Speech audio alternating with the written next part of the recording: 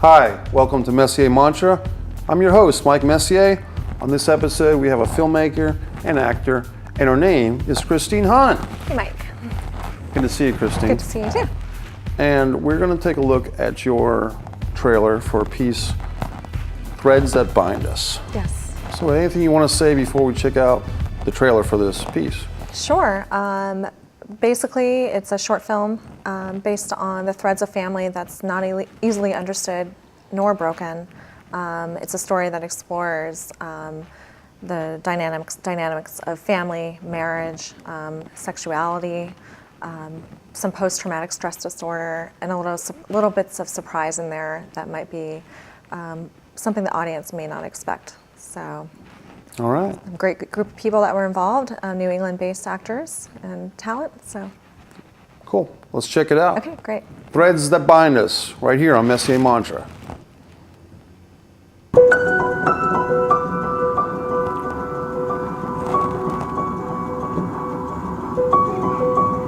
so confused.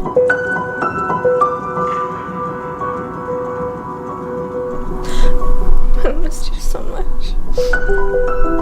Missed you too.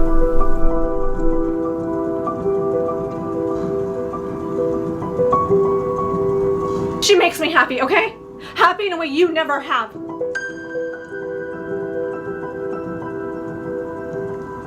Why are we here?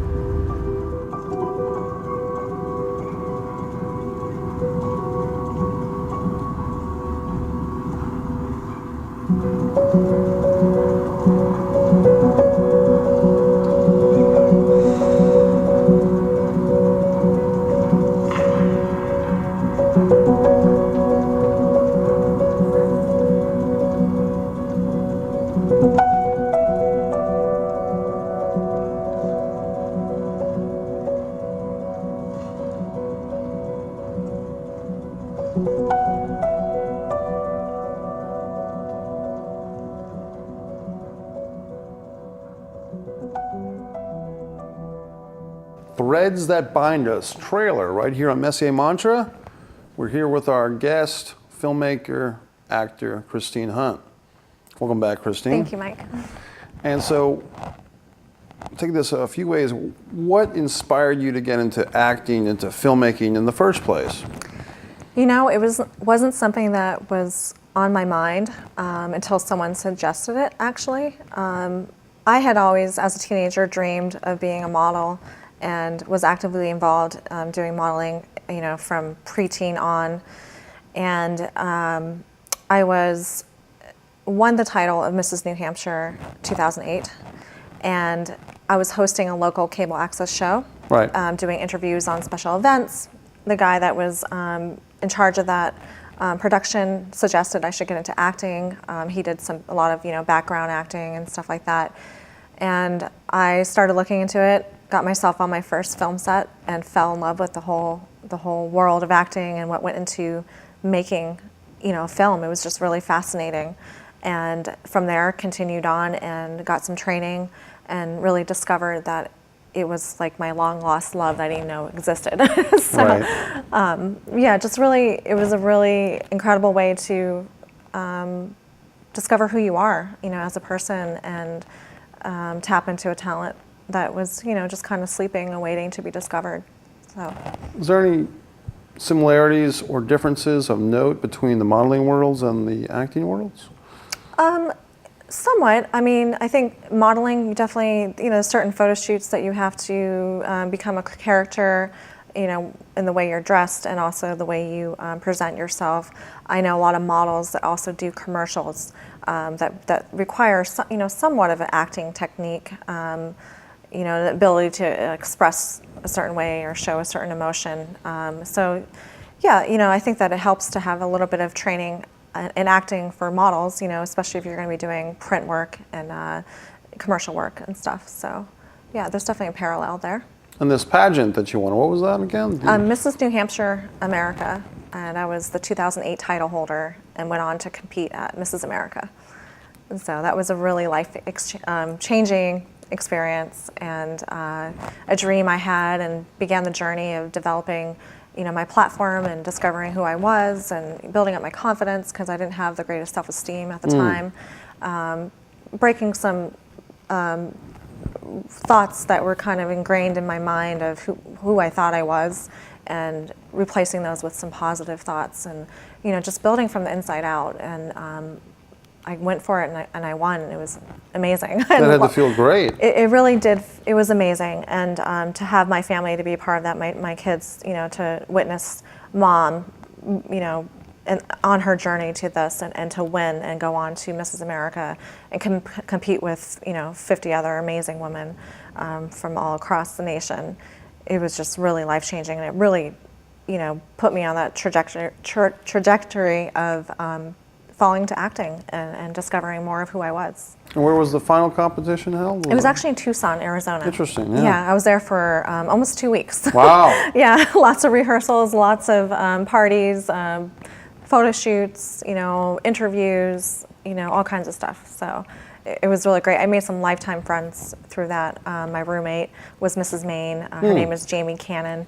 And we had a great time, really hit it off. And we're still friends. We still talk. So and that was, that was 8 years ago. Well, it's interesting to me. And one thing I didn't ask is the difference between Miss and Mrs. Competitions. And tell us a little bit more about that, besides the obvious. But. Yeah, I mean the obvious, when you're Mrs., you're married. I was married at the time, no longer married, but it's a really great platform for women who are married and have, and you don't have to have kids. That's the thing, just because you have a kid doesn't mean you're complete. You're complete with whether you have a kid or not. There were plenty of women that didn't have children, plenty that did, of course. Right. So yeah, the Miss, of course, is there's different categories. You can be Miss, Ms. So divorced or never married. There's different rules for different pageants, and some are based on scholarship. Like some girls are trying to get money to go to college, which is a really great opportunity for them.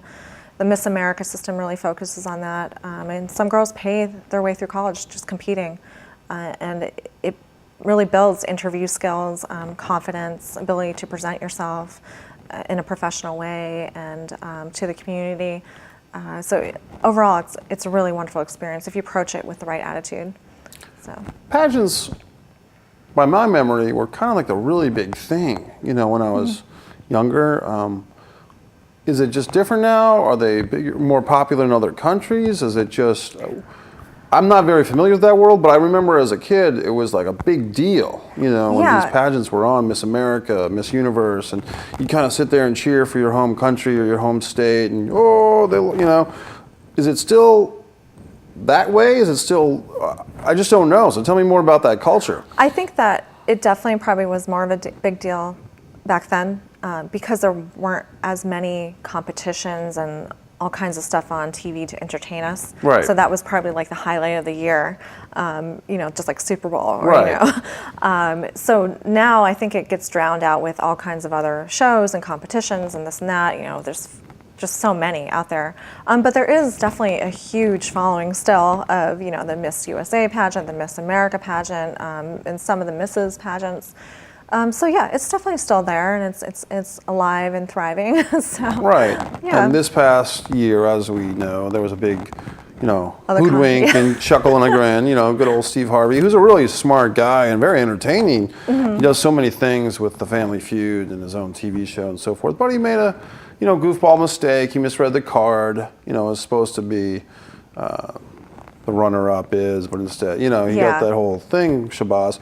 Do you have any stories from your experience with Mrs. New Hampshire competition? Was there anything kind of funny or wacky or, faux pas, so to speak? There's politics behind everything. Like I said that when we were talking before. That's one thing I didn't realize when I competed. Right. That there's definitely things that may not seem fair, or there's things behind the scenes you don't know about. That do happen. It's just the nature of it. Right, right. And you can't fight that. You just kind of have to go with it. So, I didn't have any crazy experiences. There's definitely mistakes that happen. People are human and they make mistakes. They read the wrong names. They get cards shuffled up, whatever. Right. They trip on their gown, Right, right. So, But yeah, there's definitely politics behind things, and you just got to do the best you can and feel good about, what you did at the end of the day. Right. So. You just lost Miss North Carolina. She fell off the stage. Oh, wow. Senator Jesse Helms. Sounds like really an interesting experience. You know what I mean? Like just, for the audience chomping on the popcorn, watching the Mrs. competition. Yeah, it can be a great experience, and I think it's a great platform for girls to really build their confidence. Both my daughters have competed and won their titles, and I saw their growth in them, and what it did for them, because I really made sure they were approaching it with a healthy mindset, right? Because it can be really detrimental if you don't have a healthy mindset, or the parent is doing it for the wrong reasons, so. One of your daughters is also an actor in the piece Threads That Bind Us. She is. Correct? Yes. Was that Ariel Joy? Or? Yes, Ariel Joy. Ariel Joy, Hunt. Yeah, that's my daughter. She played me, a younger version of me, in my film in a flashback scene. And it was really her first role that required a lot of internal work, because she had some lines, but most of the scenes were a lot of facial expression and reactions. Right. So I didn't direct the film, so I wasn't the one to direct her on set, although I was tempted to, but I knew it was better that I was removed from that relationship of, that mom's over here, yeah, I wrote it, right, I cast her, this and that, but the director was great, Jason Santo. He really works well with children. I had a couple other kids that were in my film as well, and he did great. Ariel really responded to him and understood his direction, and he was able to get out of her what needed to come out, and she did a great job. So that's great. Yeah. Was it? I'll just ask an open-ended question. What were the emotions as Christine, Ariel Joy's mom, watching her perform, or if it got challenging for her, or if she just breezed right through it? And you're still, as an actor, and so many different roles, hats you're wearing, what was that emotional roller coaster, so to speak, like? Yeah, there was definitely some things that came up. I think I felt anxiety at certain points, because you're just anxious, and you worry. You hope that your daughter can pull it off, your kid can pull it off. And not that I had any doubt, but there were some challenging scenes. And just like I said, just keeping myself removed from this direct situation, because I didn't want to bring the element of mom into her little bubble there, that she was trying to be a professional actor at that point, Yes. So I didn't want to induce any anxiety in her either. So I really just stayed off to the side and watched from a distance, and at times pretended to be a little aloof. So even though you weren't. Even though I wasn't, just to make her feel comfortable and not create any, nervousness in her. So, but it worked out great. She did really good, really good, and she didn't kick me off set, so it was good. Oh. Yeah. It's interesting, the mother-daughter relationship in many families, if not all. It's a very unique one, isn't it? And it can be, and each one's different. I have 2 daughters, and I have a son as well.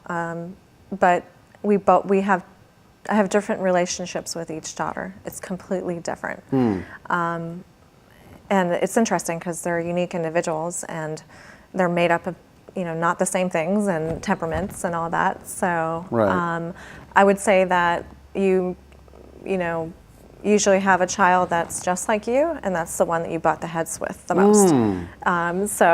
And that so happens to be Ariel. Right. But she's very similar to me. She's very creative, very passionate, just a really incredible young girl. And I have great hopes for her in her future. So.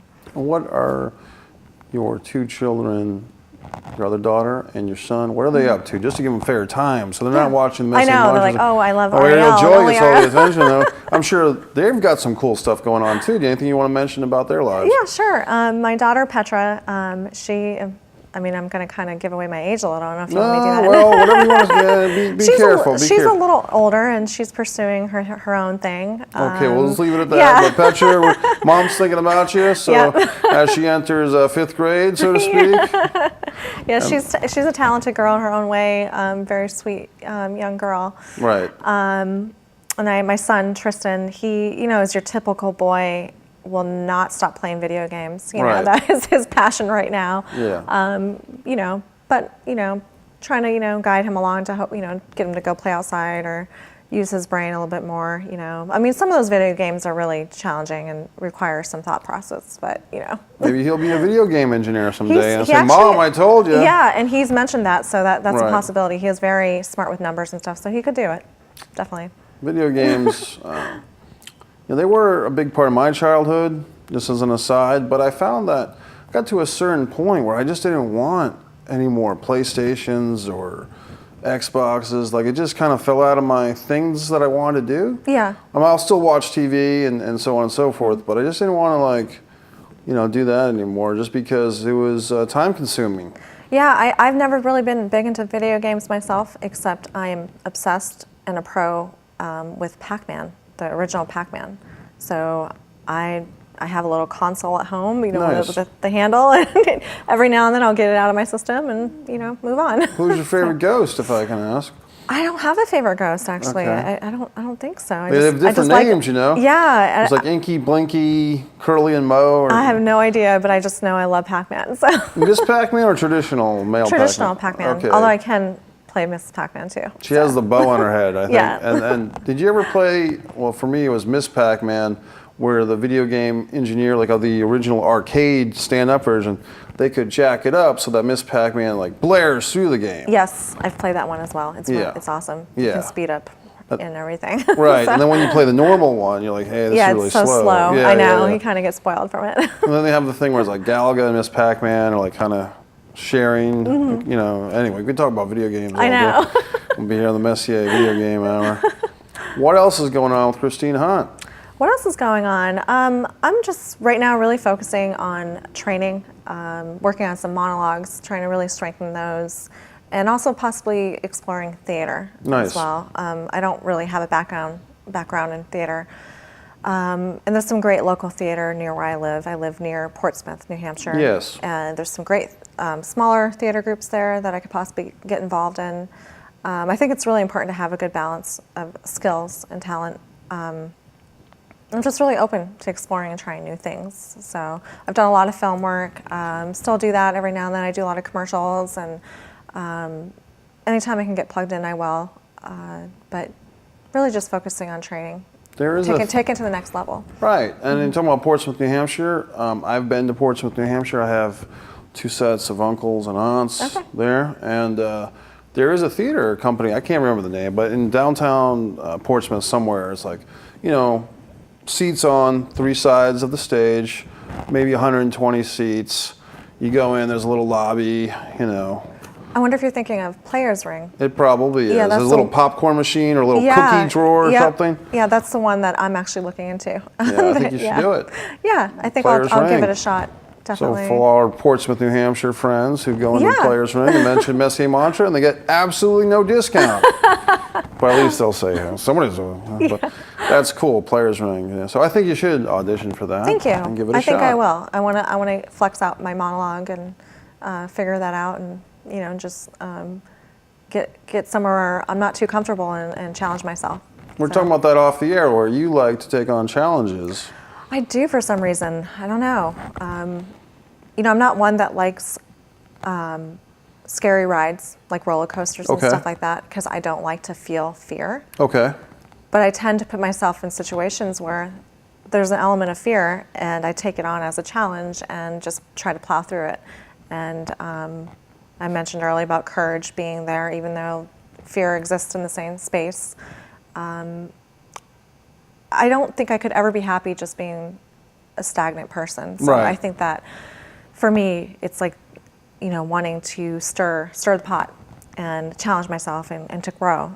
I just am a person that really always needs to be growing. So, and whether it's, in character, my personal life, as an actress, as a mom. Right. You know, there's so many different elements to life, you know, and I just want to keep moving forward, so. Do you read any motivational books or inspirational tapes or videos, any of that type of material that you enjoy? You know, I do. A new thing I just started doing is listening to audiobooks. Yes. Because I have a collection of actual books that I love, but I have a hard time reading them. Right, where's the time to read a book? Well, the time and, you know, the distractions. Right. You know, I read a paragraph, have to read it again, you know, like, oh my God, what did I just read, you know? Right. And I found that I really absorb when I listen, you know, audibly. And I was like, you know what, I'm gonna give it a try. Listened to my first book, finished it. It was an inspirational book. Really connected with it, and I was like, oh great. Actually, on the way here, I was listening to an audiobook. It's about habits and how we develop habits and the scientific reasons and how we can change and develop new habits. Is it called Habit? Just the It's one word? called, what is it called? I don't remember. I think there's a book called just Habit, and then there's the 7 effective habits of. Yeah, it's like the art of habit making or something like that. I think I know which one you're talking about. It's Yeah. pretty popular. Yeah. Came out in the last year or two. Yeah, I yeah. think I've read that one too. So, you know, that's been a great book, pretty entertaining. And, you know, I have plenty of acting books. Right now I'm reading Audition. It's called Audition. Michael Shurtleff. Yes, Michael Shurtleff. I'm reading Respect for Acting. Uta Hagen? Yes, Okay. you know all the authors. yeah. Thank God. What else you got? Let's play this game all day. Let's see, I have The Power of Acting, which you recommended at one point, I believe. Is that by Ivana Chubbuck? Yes. Yep. Yep. All right, keep going. I have, what do I have? I have one that's not an acting book, but it was recommended to read along with Audition. Okay. It's called The Four Agreements. Oh, yes. Yeah, yeah. So that's So more philosophy. philosophy. Right. Yeah, which is important. You have to understand yourself really well to be an actor, or at least to be a good actor, I think. The more you know yourself, I think the more you can really develop your character when it comes to taking on different roles and challenges. So. My friend Lawrence O'Leary has told me twice at least to get the 4 agreements. Oh, really? So I'm waiting for him to tell me the 4 times, and I'll agree to do it. Book parody. Sounds good. Yeah. So what I find interesting is you're talking about the monologues. Now, are you doing the monologues? Are you kind of studying these on your own? Or do you have a class going on currently? Or what's going on with that? I actually have a private coach that I meet with in New Hampshire. He's based out of Rye. He has a heavy background in theater. He used to produce a lot, theater companies, produce all kinds of different plays. He's also a voiceover actor. So I've been meeting with him pretty consistently. So, just sometimes we get busy and don't meet as often as I'd like to. But one thing we've been really focusing on is developing a monologue. I said, you know what, I need to have a couple good monologues that I have really strong and in my back pocket when I need them. Right. And so yeah, we're working on those and just developing techniques, a lot of technical things actually, because there's technical parts of acting that if you don't know, it won't make you as strong on camera. So, right. Yeah. So just exploring all kinds of different things. It's good to hear that you're working diligently and seriously on your acting monologues because, as an acting coach myself, so many students or people that are just thinking about doing acting, they won't work on these things. Really? Yeah, well, the people that I've tried to coach, they are because I'll, kind of that's part of the deal. If they're going to pay for any acting coach, then they're going to get these lessons. But a lot of people in the vicinity, so to speak, don't take it upon themselves to get some education. And the question they always ask is, well, why should I? And why shouldn't I just audition and get a role? It's almost this laissez-faire, kind of lazy, off the cuff, the phone's going to ring and I'm going to be a star type of mentality. And the reality is you get your fingernails dirty and you find out it's just not like that, is it? It's interesting. So I definitely know actors that are training and that they're very focused on training. And I have a good friend who's an actor and he does not, he'll take some, technique classes and stuff like that, but he's not big on training, but he's more on the psychology of, humanity and really applying that into his acting, which is really interesting because he's helped me a couple times, like really break down a character where I just hit a wall, Right. I'll send him a message and say, I need help peeling these layers back. I don't know, I just can't see beyond what I'm seeing. And, Right. And even like when I was working on my monologue, I sent him some videos, just, hey, what do you think? Because I really respect his opinion Sure. and his insight. And he's a director as well. And he just made one simple suggestion. He said, try holding a champagne glass when you Okay. do that. And at first it's like, well, I can't really bring a champagne glass when I go do this in person. He's like, well, by then you won't need it. Interesting. And I was like, oh, okay. So I gave it a shot and I was blown away at how it changed my performance. It was like night and day. It was just amazing. So he's very brilliant in that way.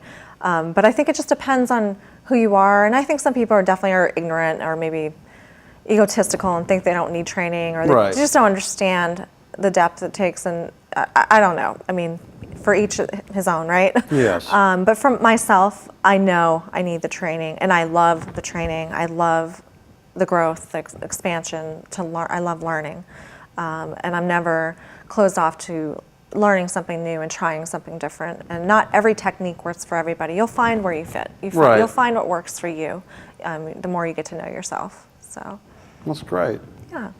This enigma of a friend you're talking about with his champagne. I mean, what it correlates to me is that he's kind of creating an environment for your character. What he suggested with the champagne glass is kind Yes. of give that some content, some context to what your character is doing. Absolutely. Whatever the monologue is. So that's pretty good. Yeah, and the monologue doesn't say she's holding a champagne glass. Right. It doesn't say that at all. But the act of doing that somehow planted my feet in a way that they weren't planted, and I really was able to be in the moment in a way that I wasn't before.